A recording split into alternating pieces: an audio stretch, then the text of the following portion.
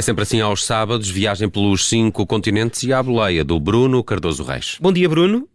Começamos com a análise a mais uma semana de guerra. A operação militar especial mostrou que nos faltam algumas coisas. Temos munições de alta precisão, equipamentos de comunicação e drones, mas infelizmente precisamos de quantidades maiores.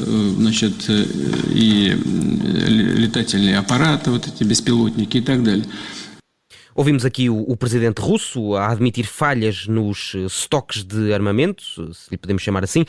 Bruno, isso é relevante nesta contra-ofensiva? Ou será que estamos a falar de uma ofensiva? Já agora, qual é que é a diferença qual é que é a diferença entre uma e outra e, no fundo, que diferença é que isto faz? Olá, bom dia. Sim, é de facto um desafio cada vez mais evidente, cada vez mais importante para os dois lados. Alguns analistas no Ocidente falam disto como se fosse uma questão apenas do Ocidente, ou seja, resultado do desinvestimento em defesa, e realmente algum houve depois do final da Guerra Fria, mas a verdade é que essa tendência para a redução do investimento em defesa, para a redução do tamanho das Forças Armadas, para a redução também do volume de produção da indústria de defesa foi um fenómeno global nesse contexto, digamos, geopolítico do fim da Guerra Fria, portanto a partir dos anos 90. E mesmo se é verdade que a Rússia começou a inverter isso há mais tempo, fê-lo com base numa economia muito menor do que a da União Europeia ou do que a dos Estados Unidos, e com resultados também muito afetados pela corrupção, pela ineficiência do sistema, e portanto é isso que agora Putin está a reconhecer e a dizer que está a resolver. Obviamente isto também reflete o facto de que estamos a viver aqui uma guerra de uma enorme intensidade. E é aí que entra a questão da ofensiva ou contra-ofensiva. Do meu ponto de vista, estamos, se quisermos ser mais corretos e mais rigorosos, perante uma ofensiva ucraniana e não uma contra-ofensiva. Qual é que é aqui a grande diferença? É que uma contra-ofensiva, no fundo, ocorre no momento em que o adversário, o inimigo, está a atacar e portanto, no fundo, espera-se que esse ataque, aqui para usar, digamos, a terminologia militar, culmine, ou seja, atinja o limite das suas forças em termos de material, em termos de reservas, em termos de, lá está, destes estoques de armamento, em termos também da própria capacidade de resistência das tropas, e é nesse momento que se faz o ataque. E isso resulta, por um lado, num choque psicológico, ou seja, há aqui no fundo uma inversão das expectativas. No fundo, o lado que está a atacar está sempre na expectativa de que esteja, no fundo, quase a atingir o limite das forças do outro lado, quase a levar à ruptura da capacidade de resistência do outro lado, e é exatamente o contrário que acontece. Em vez de haver um colapso da resistência, há um ataque com força renovada, e portanto isso torna também muito mais provável que haja um colapso do lado que até aí estava a atacar, da capacidade de resistir de forma organizada. Por outro lado também, isto significa que o lado que está a atacar ainda não teve a possibilidade ou até a vontade de organizar as suas defesas, precisamente porque estava a avançar, e portanto não há linhas defensivas muito organizadas. Ora, a Rússia teve muitos meses, durante todo este período do inverno, para organizar enormes linhas defensivas, das maiores que nós vemos na Europa desde a Segunda Guerra Mundial. E portanto tudo isto aponta realmente para um conflito que entra numa fase ainda mais intensa de atrição, de desgaste, de consumo de munições, de perdas de material, e portanto ainda se acentua mais este dado, que é um dado que se verifica sempre quando estamos numa guerra de alta intensidade e prolongada, que é ainda se torna mais um conflito em que a dimensão logística, a dimensão dos meios, a dimensão também da capacidade de produção em termos militares para substituir aquilo que é necessário se torna ainda mais decisivo. E realmente nós não estamos habituados a este tipo de conflitos. E terminava com este ponto, que é mais de 80% dos conflitos desde a Segunda Guerra Mundial são conflitos de baixa intensidade e conflitos no interior de Estados, aquilo que nós chamamos muitas vezes guerras civis, embora sejam guerras civis muitas vezes bastante internacionalizadas, mas sobretudo são conflitos também de baixa intensidade, não são conflitos entre exércitos profissionais bem equipados de dois Estados, envolvem forças irregulares, de guerrilha, etc. E portanto isso faz aqui também uma enorme diferença no tipo de arsenal que era necessário para combater nesses conflitos, mesmo quando esses conflitos se prolongavam. E, portanto, este é realmente um grande desafio, e não é por acaso que não apenas Putin, mas também a própria NATO vem falar desta necessidade de aumentar a produção, de reforçar a capacidade ao nível da indústria militar. Vamos falar de diplomacia de guerra. Esta semana a NATO pediu aos aliados para redobrarem o apoio à Ucrânia. O presidente dos Emirados visitou Moscovo. Qual é a importância destas movimentações? E eu ainda acrescentaria que o presidente da Argélia também visitou, neste caso, São Petersburgo, para o Fórum Económico, e também concretizou-se, no fundo, aquela visita dos líderes africanos para mediar esforços para uma tentativa de mediação de paz, de que falámos já também na semana passada. Bem, o que isto nos recorda é que realmente a diplomacia não para com a guerra. Continua a ser fundamental numa guerra a dimensão diplomática para mobilizar o apoio que se procure que seja o mais efetivo possível de aliados, nomeadamente, por exemplo, no fornecimento de equipamento militar, procurar também puxar, no fundo, os países neutros mais para o nosso lado, ou pelo menos evitar que vão para o outro lado. Portanto, há também aqui depois uma dimensão de diplomacia pública, no fundo, de comunicação estratégica, para procurar influenciar a opinião pública global, procurar influenciar múltiplos Estados. E é isso exatamente que estamos a assistir, ou seja, por um lado, por exemplo, a questão da NATO é vital, obviamente, para a Ucrânia, precisamente pelas razões que estávamos a referir, é fundamental para compensar a enorme assimetria de poder entre a Ucrânia e a Rússia. Eu recordo, estamos a falar no caso da Ucrânia da 53ª economia mundial perante a 11ª economia mundial, estamos a falar de um país de pouco mais de 40 milhões perante um país de mais de 140 milhões, e portanto... E aí, obviamente, é fundamental que a NATO também perceba que este é um conflito prolongado, de alta intensidade, e, portanto, precisa de reforçar realmente a sua capacidade de continuar a ajudar a Ucrânia. As mensagens que ouvimos nesta cimeira foram exatamente nesse sentido, e, em particular, foi especialmente importante as declarações do secretário da Defesa norte-americano. Obviamente, os Estados Unidos são aqui o ator fundamental na NATO. Eu recordo sempre este número, que é impressionante: 70% do investimento em defesa do conjunto dos 31 países da NATO é assegurado exclusivamente pelos Estados Unidos. Todos os outros 30% representam os outros 30%.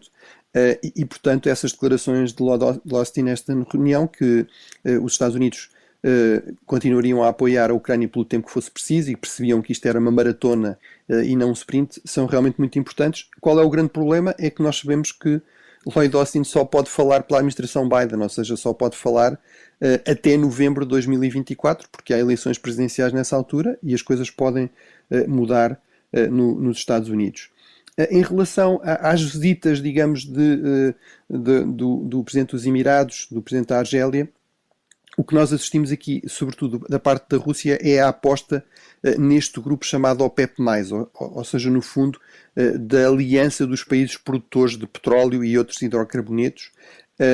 Isso tem sido, de facto, um ator com um peso crescente em termos da economia mundial. Para a Rússia tornou-se ainda mais importante com a guerra, ou seja, o petróleo é uma das principais, as exportações de petróleo e gás são uma das principais fontes de receitas para o orçamento de Estado russo, ou seja, no fundo para o orçamento que sustenta o esforço de guerra.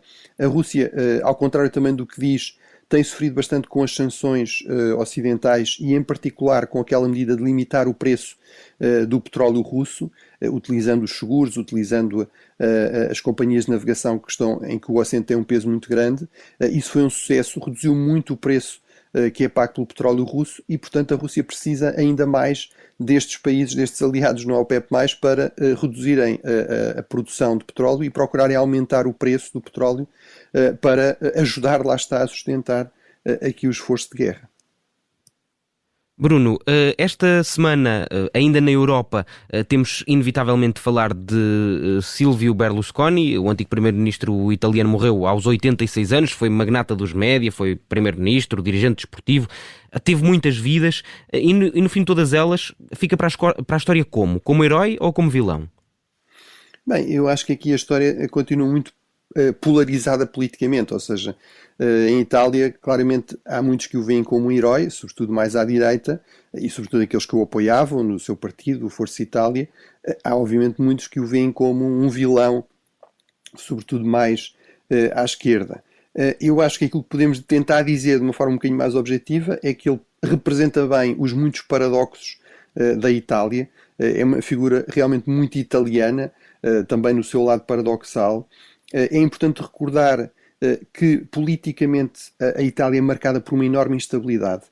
Estamos a falar o atual governo da Giorgia Meloni, que é uma discípula de Berlusconi, foi líder da juventude do partido Berlusconi, foi ministra da juventude de Berlusconi, foi o seu primeiro cargo governativo, portanto é em certo sentido uma herdeira de Berlusconi, embora já tenha criado o seu próprio partido, mas também até no seu estilo populista, deste populismo, digamos, político-mediático. Berlusconi foi muito um pioneiro em Itália e a nível europeu e até global, portanto aí teve realmente um grande impacto, que muitos avaliam negativamente, mas é um impacto inegável. Mas a verdade é que, digamos, a emergência de Berlusconi também surge do agravar de uma tendência estrutural em Itália, que é esta enorme instabilidade política. Estamos a falar, como eu dizia, com Meloni, do governo 68, desde a fundação da República Italiana há 76 ou 77 anos, em 1946. Isto significa que a duração média dos governos em Itália em todas estas décadas é de pouco mais de um ano, e essa instabilidade ainda se agravou em 93, 94, com a chamada Operação Mãos Limpas, portanto, no fundo, um esquema de corrupção que foi, no fundo, identificado e que atingia os principais partidos da chamada Primeira República, e, portanto, é nesse contexto que Berlusconi vai emergir como uma alternativa populista, nacionalista, também tirando muito partido desse império mediático e do peso que isso lhe dava, digamos, em termos de visibilidade e de capacidade de controlar a narrativa. Ele foi chefe de governo durante 9 anos, se somarmos os vários períodos em que foi chefe de governo, portanto só é batido por Mussolini e Gigliotti, que é um líder liberal do período da monarquia constitucional. Em termos de política externa, do meu ponto de vista, ele não altera muito um dado fundamental e que eu acho que resulta muito também desta grande instabilidade, que é a Itália. Se compararmos com as outras grandes potências europeias, as outras grandes economias europeias, a Itália é, apesar de tudo, a terceira economia europeia a seguir à Alemanha e à França, tem um peso menor, por exemplo, na União Europeia do que se poderia esperar em face disso, e eu acho que isso não se alterou com Berlusconi, que não era alguém que tinha um grande crédito junto dos seus parceiros europeus. Até há especulações credíveis de que ele terá sido, o seu afastamento em 2011 terá sido, digamos, também resultado de alguma pressão, algum lobby junto às elites italianas de vários dirigentes europeus no período da crise do euro, em que ele não era visto como suficientemente, digamos, credível. Talvez um pouco como resultado disso, como alternativa a isso, ou também por uma questão de empatia, até de estilo de fazer política, Berlusconi que também encarnou muito esta espécie de um eixo de homens fortes, não é? Ligando populistas no Ocidente a líderes mais autoritários fora do Ocidente, por exemplo, Muammar Gaddafi, por exemplo, Vladimir Putin, com o qual Berlusconi fazia questão de ter até uma relação pessoal. Putin foi dos que fez declarações, digamos, a lamentar mais o falecimento do seu amigo Berlusconi, e é significativo que a última grande polémica em que ele esteve envolvido, já neste período em que estava bastante doente, teve a ver com umas declarações em que ele basicamente culpava a Ucrânia ter sido invadida e dizia que o problema era não terem, no fundo, cedido às pressões do seu amigo Putin. De Itália, passamos para a Alemanha. Olaf Scholz apresentou esta semana a nova Estratégia Nacional de Segurança alemã. O que é que podemos destacar? Bem, em primeiro lugar é que a Alemanha era dos poucos países da Europa e da NATO que não tinha uma estratégia deste tipo, uma estratégia, digamos, integrada, global.